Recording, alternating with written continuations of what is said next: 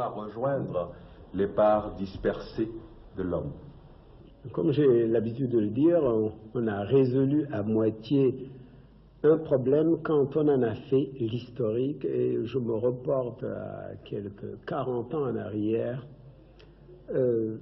à la fin de mes études, ou plutôt plus loin encore quand j'étais étudiant en Sorbonne, qu'avec Aimé Césaire, Léon Damas et quelques camarades, nous lancions le mouvement de la négritude. Nous avions commencé par revendiquer passionnément notre identité nègre, et je peux le dire maintenant, nous étions même racistes.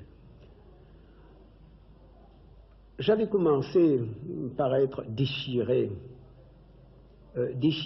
par ce double courant qui m'entraînait vers les valeurs du monde noir et qui me retenait dans les valeurs européennes et françaises en général.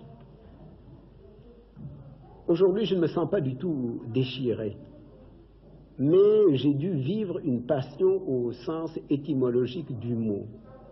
Donc nous avions commencé par revendiquer notre négritude avec passion, mais il y a eu la guerre, il y a eu le nazisme. J'ai été prisonnier pendant 2 ans et je me suis mis à relire les Grecs et je me suis mis à méditer sur le miracle grec, et j'ai fini par découvrir que le miracle grec, c'était le miracle du métissage culturel. Ce sont les Grecs qui, pendant plus de 1000 ans, ont fait les plus grands éloges des négro-africains.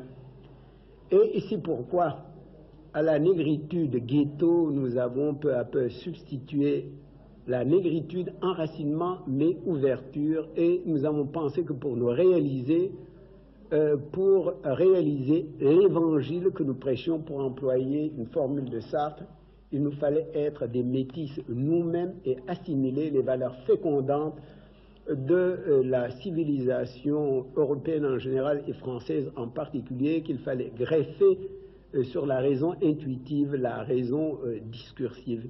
Et il fallait que ces deux raisons se fécondent mutuellement, car c'est dans cette fécondation que le miracle grec s'est produit, et c'est le cas de la France. Qu'est-ce que c'est que la France? Il y a 2 races en France.